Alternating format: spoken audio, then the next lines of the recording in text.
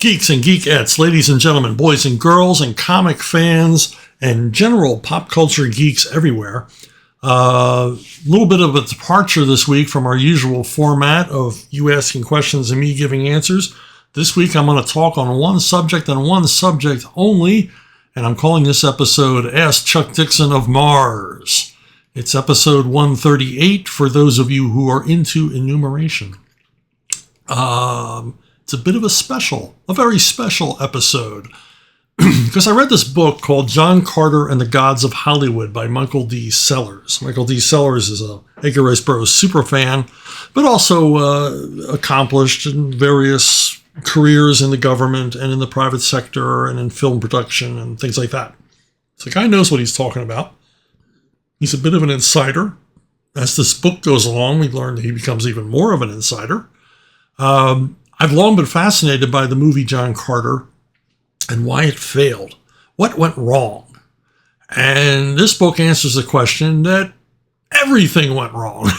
Everything that could possibly go wrong in the production and marketing of a film happened to this poor movie. This poor $250 million blockbuster film, which basically became an orphan at Disney. Hey, a little bit of background, because I think you come to me for history as well as current commentary. All of this isn't current. It's a movie that's over 10 years old now. But hey, it's my show, and I'll talk about what I want to talk about. So Edgar Rice Burroughs, in case you're not aware, is also the creator of Tarzan. He was mostly a failed businessman, failed as a detective, worked for the railroad. He was in the United States Cavalry, chasing around Apaches in the American Southwest. I mean, the guy had a full life, even as a young man. But he had failed at everything and was broke, had a family, and needed to feed them. And he turned to writing, because he thought, I can't be any worse than the guys who are writing this trash in the pulp novels now. I'm going to try my hand at that. So he wrote a book, a serialized story called Under the Moons of Mars, which became A Princess of Mars, and was enormously successful. Enormously successful. And he went on from here to create Tarzan, and which was even more enormously successful. But John Carter of Mars and the 11 books in the series have been read by tens of millions of people. This and other series that he wrote made Edgar Rice Burroughs one of the best-selling authors of the 20th century. Even J.K. Rowling has to bow to the success of Edgar Rice Burroughs. As successful as Harry Potter is, there is not a Harry Potter fan club that's so huge that it outnumbers any other private organization in the world. The Tarzan Tribes of America in its heyday had more members than the Boy Scouts. And this is when the Boy Scouts had tens of millions of members. Tarzan had his own gasoline station chain. I mean, that's big. That's huge. And of course, the movies were huge. But the Mars novels, for some reason, never got made into movies. Moving on, in the 1960s, the Mars novels got new life in reprinted paperback editions from Ballantine. And these sold huge.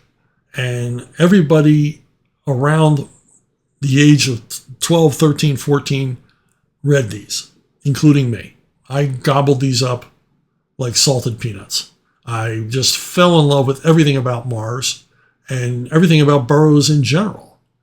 And what's terrific about John Carter and what remains fresh to this day is Burroughs' ability to depict this strange world, and not only to depict it, but to have you explore it side by side with his main character. If it's John Carter of Mars, if it's Carson Napier of Venus, if it's David Innes of Pellucidar, you are at their side as they discover this weird new environment and strange cultures and odd people and bizarre alien creatures and struggle to survive. And that's what makes it endlessly fascinating and seem endlessly fresh. And one of the reasons it's fresh is because Burroughs was basically creating a whole new genre of heroic science fiction fantasy adventure. Before John Carter, the lead characters in science fiction novels were generally, learned explorers or scientists in H.G. Wells and Jules Verne. But here, Burroughs chooses as his lead character a man of mystery, a warrior, a he-man, a masculine archetype, and he also created characters that you could project yourself upon. As I said, John Carter was a man of mystery. We're intrigued by John Carter from the very first pages of the novel, which is told in first person, because he says he has no recollection of his own origins. He has no recollections of his youth. The past to him is a blur. His own life is a mystery. And this casts him as the perfect tabula rasa type character for wish fulfillment fantasies, because this guy could be anybody. But what he is he's an iconic hero standing in the path of fate. And, when you're 12, 13, 14, you're looking for that kind of character. You want to invest yourself in this kind of capable, badass guy who not only is going to explore this strange new world, but triumph in it. And that's really the gravitational pull of Burroughs. That's at the core of everything Burroughs wrote, was this elevation of positive masculine qualities, a hero with a code of ethics, indomitable will to survive, and just amazing stuff. Now, Hollywood was long interested in John Carter, but the problem was how do you do John Carter justice with his, strange alien creatures and weird landscapes, and it would have to be a demanding, uber expensive special effects extravaganza, because unlike in Ray Harryhausen movies where the characters would meet a stop motion monster and then defeat them, John Carter interacts with these characters, and they have personalities. So there would have to be extended scenes of John Carter in association and in the company of these alien creatures, and they would also all have to have distinct personalities. That's expensive to create whole new creatures. There's really no way through puppetry or stop motion or animation to really present them realistically or believably until the advent of CGI. And then Hollywood became more interested in this science fiction franchise that had been around for nearly 100 years at this point. And in the 1990s, began working up concept art for these things, and got more and more interested. This particular piece is by Rodolfo DiMaggio. It's absolutely brilliant. Don't know who did this one. It's very nice. This is Hollywood production art as they explored the idea of doing John Carter as a movie. And why not? John Carter was enormously influential on pop culture. Everything from spawning countless imitators in pulp science fiction. The interplanetary, adventure story became a staple of science fiction and inspired, Flash Gordon. John Carter also obviously inspired Siegel and Schuster, especially in their early depictions of Superman as someone who could leap, tall buildings in a single bound, much as John Carter could in low gravity, and had strength basically lent to him by the planet that he was on, just as John Carter displays super strength because of Mars's lower gravity. So heat vision, X-ray vision, all those things were to come much later. But Superman obviously grows out of John Carter, which Siegel and Schuster, I assure you, most definitely had read. These were almost must reading for young men in this period. John Carter is also an enormous influence on the creation of Star Wars, to the point where George Lucas even uses terminology from the Mars novels. Instead of the Jedaks, who were the noblemen of Mars, we have the Jedi. Instead of the Banths, the eight-legged creatures that John Carter and others ride around on, we have the Banthas. And there's many, many other areas where it's obvious that Lucas was very much influenced by the John Carter novels. And Avatar owes a lot of its ideas and material and approach to John Carter. It's basically a reimagining of John Carter as some sort of environmental cautionary tale. I don't know what the hell Avatar is, but it's influenced by John Carter. Now Paramount became very, very, very interested in creating a Mars franchise, and at one point, Tom Cruise was very much interested in playing John Carter, and it all looked like it was going to go ahead. And just about everybody in Hollywood got a whack at working on John Carter. They started with John McTiernan, the director of Die Hard and Predator. Various people worked on screenplays, including Bob Gale of Back to the Future fame. It moved on to Robert Rodriguez, who was going to produce it, and had various screenwriters doing versions of it. It's like everybody, and then moved on to Jon Favreau, who did a lot of pre-production work. Paramount put millions into pre-production preparations for doing John Carter, and then just thought it would all be too expensive, and for one reason or another, dropped the project and let the option lapse. And the option was picked up by Walt Disney Company, and they assigned Andrew Stanton to direct it. And partially, a lot of the reason they gave it to Stanton was it was a long time dream of Andrew Stanton to do John Carter as a film series. He was a fan, but the wrong kind of fan. I'll explain in a few minutes.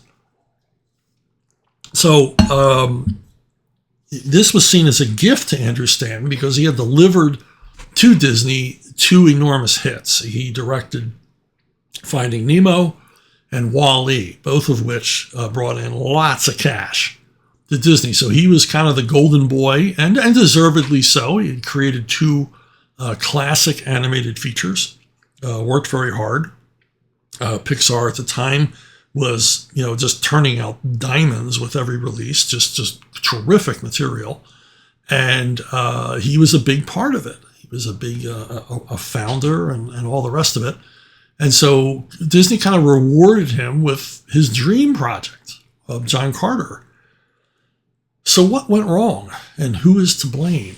Well, part of the problem happened to the Disney studio itself. Because a project of the standing of John Carter was so huge, it created problems of its own because it took so long to produce. It was so long in pre-production, so long in production, that changes were made at the studio. Executives came and went, and every time this happens, it causes ripples, in the production process. And John Carter was far enough along that it was spared from being canceled as a project, but not spared the effects of staff changes.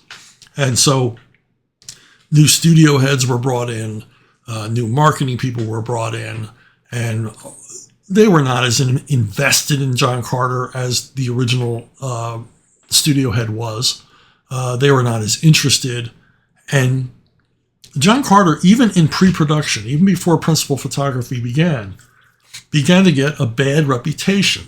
Now, the budget was set at $250 million. It was set that way from the very beginning. The budget and the shooting schedule were set in stone and adhered to. And yet there were many at Disney who objected to the cost. They objected to just about everything about this project and decided early on that they weren't going to put a lot of effort into marketing it. And they didn't. They did not put a lot of effort into marketing it. They basically marketed it as if it was a mid-budget film, like a movie that might have cost $70 million instead of $250 million. Now, in the end, they say they spent $100 million marketing it, but I fail to see where they spent it. I think on bonuses, maybe. But the problem was John Carter was caught in production hell. And they brought in a new marketing person, and this marketing person had never marketed major movies before and had a track record of hits and misses doing that, and didn't seem to know how to push this film forward. There were a lot of failures along the way. First of all, changing the title from John Carter of Mars to simply John Carter, enormous misstep. And other missteps were made along the way, which I'll detail as we go along. Now, the finished film looks great. It does. It looks great. It in long stretches feels very much like the original novel. But I have problems with it. But in any case, so what happens is the film began to get a reputation for being overblown, over budget, and late in production. This was undeserved. And so the press began running pieces about how the budget had ballooned to $250 million, possibly even $300 million.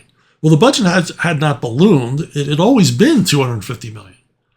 And as for the production running late, it did not run late. The film was brought in on budget and on time, but the rep was there. And oddly, Disney did nothing to address this. Disney did nothing to quash the rumors that this was some sort of out-of-control vanity project that had gone off the rails.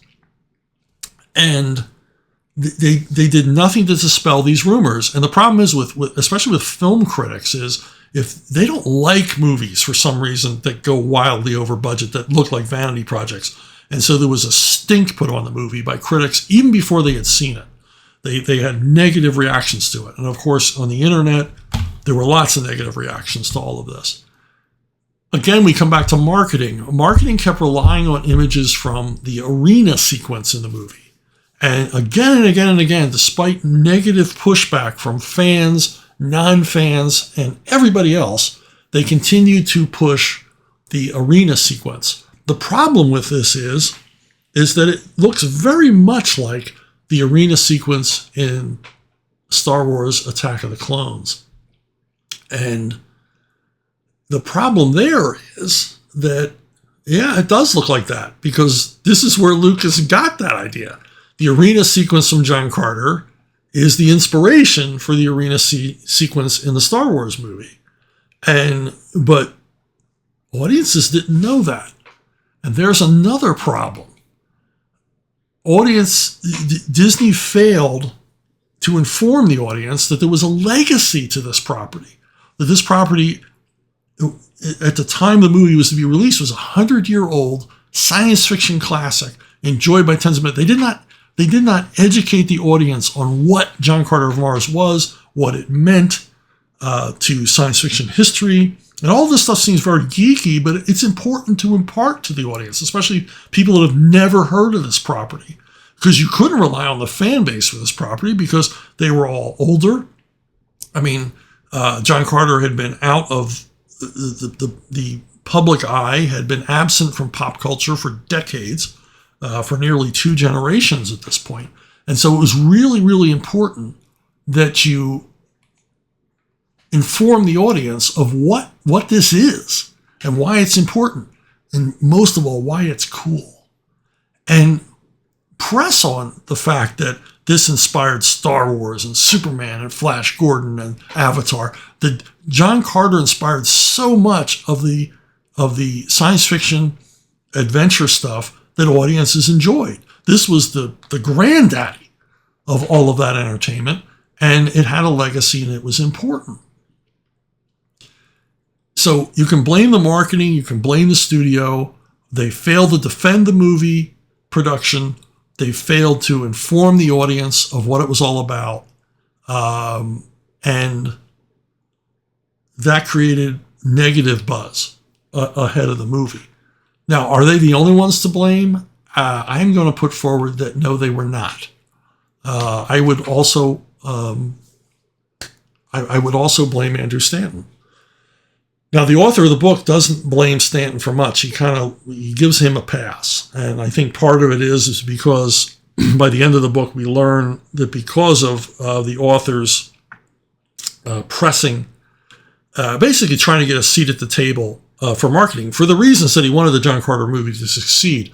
So he approached Disney to try to help them with marketing with the John Carter fan base, to motivate and activate the John Carter fan base. Because at the time, Disney had a Facebook presence for John Carter that was sad. They were posting like once a week, sometimes once a month, putting in posts. I mean, I'm just a guy, and I'm promoting stuff on Facebook every day. I'm doing maybe 2-3 posts a day. Here at Disney, with their marketing budget, something I don't have, was barely posting anything on Facebook or Twitter. They were barely a presence on YouTube. They were putting out trailers that were either confusing or uninspired. They seemed to be all wrapped up in the movie's logo rather than the substance of the movie, and kept continually, maddeningly pushing that arena sequence as something original and exciting that you'll want to go see, when most audiences said, isn't that a copy of Star Wars? So yes, we can blame them for a lot. But I think because Stanton actually began to speak to this author and brought him into the process of the marketing to some degree, I think maybe the guy got a little starstruck, so he doesn't want to blame Andrew Stanton for the failure of the film itself. But I have no such connections.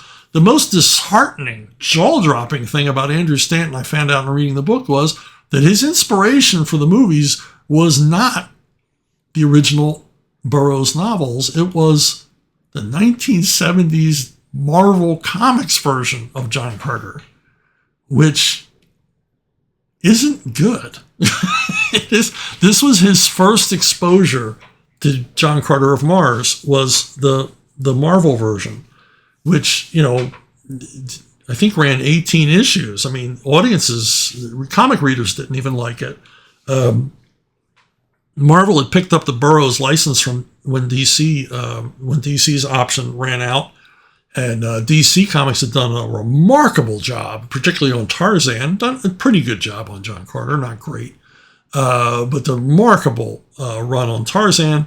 And Marvel took it over and kind of just crapped out some comics. Their version of Tarzan, despite beautiful artwork by John Buscema, was dull and uninspired.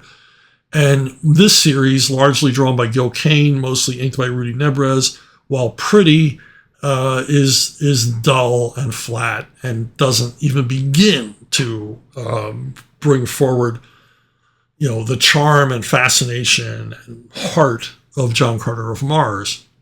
And for Stanton to have been inspired by this version is off-putting. Yes, he eventually read the novels, but apparently, if you watch the film or if you read interviews with him, kept returning to the comics and pointing out things from the comics that he either liked or did not like.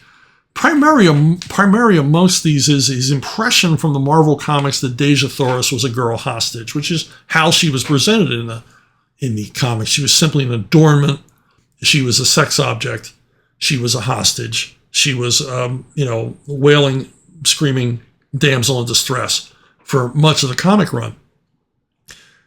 That's not the Deja Thoris from the novels. Deja Thoris from the novels is often depicted by Burroughs as perfectly capable of taking care of herself and fights like a wildcat. Maybe not the expert, samurai swordswoman that she appears in the movie, but certainly no shrinking violet and nobody's sweetheart except John Carter's.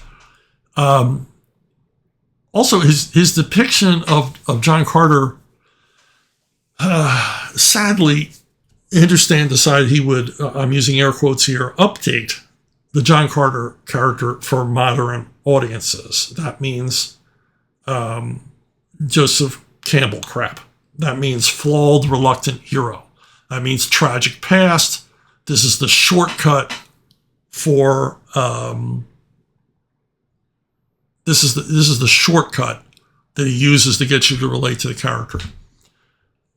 It shows a distinct lack of faith in the original material. I was fascinated with John Carter from page one, not because I knew all about him, but because I didn't know anything about him. Even John Carter didn't know about himself. John Carter is a mystery to himself in the novel. And it sort of leads you to believe that there's something deeper going on here, beyond the fact that it's by some mysterious machination is transported to Mars. Is this because of who he is? Is he chosen? Like I said, he's an iconic hero standing in the path of fate. And because of that, we relate to him. In the John Carter movie, they give him a tragic past. He's a widower. He survived the Civil War, but his family died, and blah blah blah blah blah. So he's a sad guy. And the opening of the film, where we meet him, it's all kind of dour and mysterious, and to my mind, unnecessary.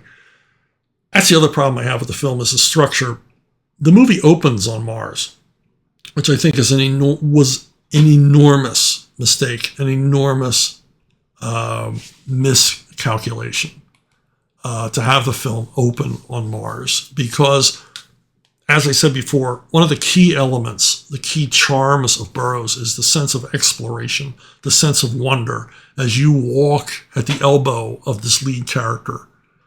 See the world through his eyes, see these new experiences, new creatures, new vistas, new panoramas, new cultures, new environments through his eyes. By opening on Mars, we've totally removed that because we see Mars before Carter does. And so a lot of the things he sees are not a mystery to us because we've seen them. Now, Stanton believed that the audience needed this because he had exposition about Martian politics that he needed to get out of the way so the audiences would understand what was going on. I think he's completely wrong. He could not be more wrong about this. Now, when he previewed a 170-minute cut of the film for Disney executives and Pixar people, these are people he had worked with for years. He previewed his final cut, or his preliminary cut, and the Disney people, we love it, we love it, we love it, because the usual production people, they love everything. And then once they get out to their car on their cell phones, call and say, "This is a dog, it's a bomb, it's good. Oh, nobody, I hate it." But they'll never tell that to your face. The Pixar people, because they had an actual personal relationship with Mr. Stanton, were more honest. And they said, "Boy, that opening's got to go. You've gutted the film. You've taken away like I said, that feel of exploration, that feel of newness." And Stanton said, no, I need that for exposition.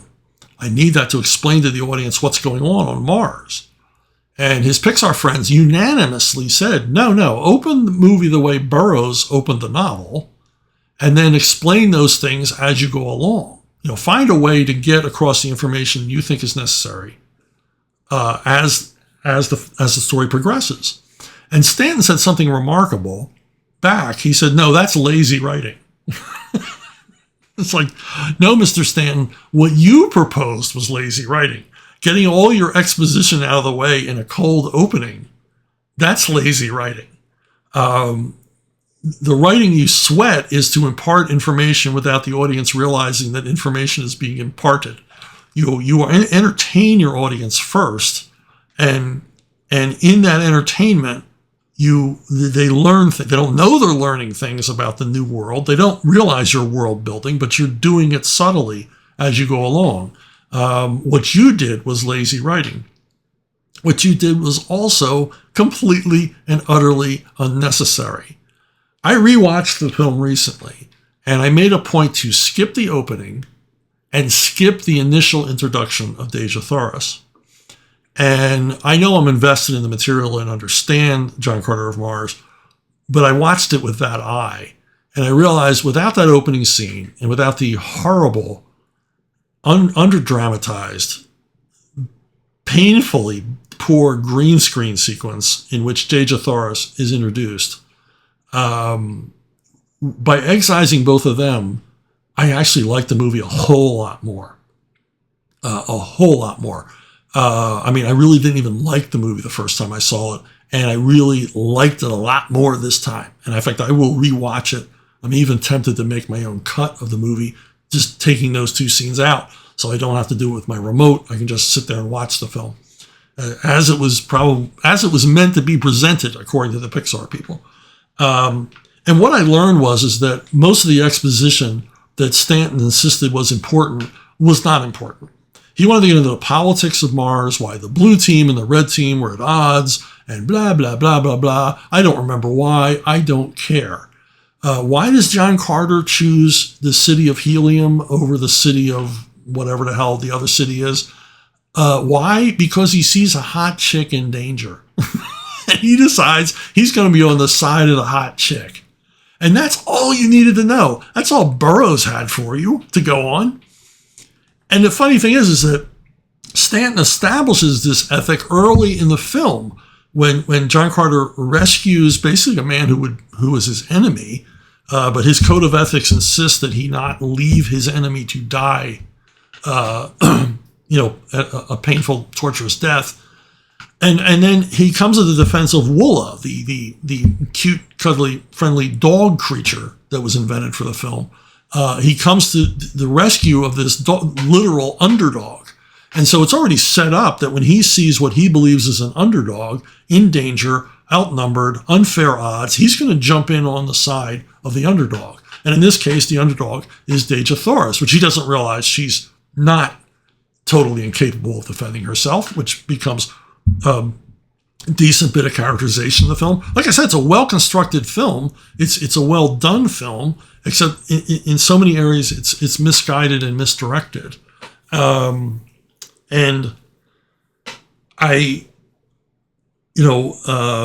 those are my main problems with it. And I think that all comes from his inspiration being the comic books rather than the novels. I think if he had been introduced to novels at first as an adolescent, he would have had a better understanding. It's just kind of weird. You think he would get that understanding from reading the novels. You think he would see the difference between what Marvel had done and what Burroughs had originally presented. But apparently not. I mean, he confesses this himself. This isn't something I'm reading into it. That he kept turning back to the comic book versions. And another aspect where I have to blame Stanton, that he's not an innocent bystander here, is that he insisted the film be shot in 70 millimeter rather than digital. And my understanding of digital effects, and this movie is extraordinarily digital effects heavy, is that it's easier to integrate those effects when you've shot the film digitally. I mean, obviously, the effects are done in one medium and the filming is done in another. Integrating the two has to be more difficult. And then it's simply much more expensive shooting in 70 millimeter. And the movie was shot in 3D, something the book fails to mention. It fails to mention either the 70 millimeter choice or the 3D choice. And so basically you're running two 70 millimeter cameras in tandem. And that gets expensive, very, very expensive. And those were, the studio bowed to Stanton when he insisted. Those are, two of his demands. I don't think he's a particularly demanding guy. I think he just had this dream project and he wanted to present it the best way he could. But it added a lot to the budget. That had to, I don't know how much, but it had to have added tens of millions to the budget that I feel was unnecessary. Because I don't think it really changes the look of the film. Whether it was shot digitally or 70 millimeter. Yeah, there's a lot to say for 70 millimeter, and I'm a big fan of 70 millimeter, but when you've already burdened with an enormous budget, you had to make some concessions, and I don't think it would have hurt the film at all if it had been filmed entirely digitally. And that's really at the heart of it. There's times in the film where it's just like the novels. When he stands alone against the Warhoon attack, if you've seen the movie, you know what I'm talking about. That is Burroughs. I mean, he is literally. I mean, Burroughs describes scenes where John Carter is ankle deep in the blood of his enemies, and that scene brings that out pretty good. I mean, he is really a badass in that scene, and it is total Burroughs. The arena sequence as well is very much Burroughs. This one man triumphant against impossible odds. A true hero. What makes the Warhoon attack sort of dilutes it is that it's used as a device to give us a glimpse into the past of John Carter as invented by Andrew Stanton. So what should be an exhilarating, exciting, dizzying action set piece is intercut with sad scenes of the murder of John Carter's family and all the rest of it. Him finding them and digging a grave and all those sad scenes we see at the beginning of so many revenge westerns. And I think it was kind of pointless. It was pointless to give him a past like that. We didn't need it. It wasn't necessary. Screw quote unquote modern audiences. Who are these modern audiences who demand that their heroes be flawed or wishy-washy or cardboard cutout? Pathetic figures. I don't know who those people are. I think that the movie would have been better served in every aspect to simply trust the material and follow what Burroughs created. But again, I think Stanton lacked faith in the material. He felt he had to quote unquote improve it. And I understand it's a movie. It needs a beginning, middle, and end. It needed a villain that was more identifiable, that was more center stage than Carter presented in his novel.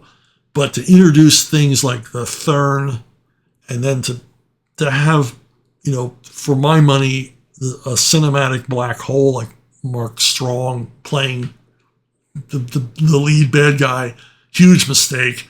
You're introducing like a Jedi type aspect into the series that wasn't there in the novels. And I found that part of the movie more confusing than anything else. I mean, who are these bald guys? And where do they get these powers? And why are they doing what they're doing? And what's the point of it all? And I felt that it took away from the story and also added to the effects budget.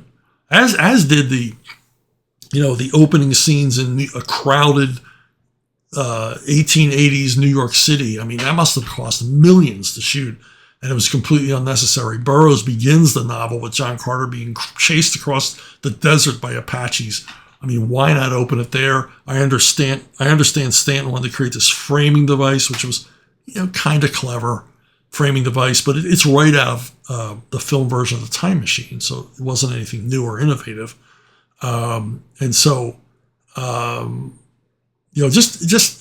Mistakes were made, and I'm willing to say who made them.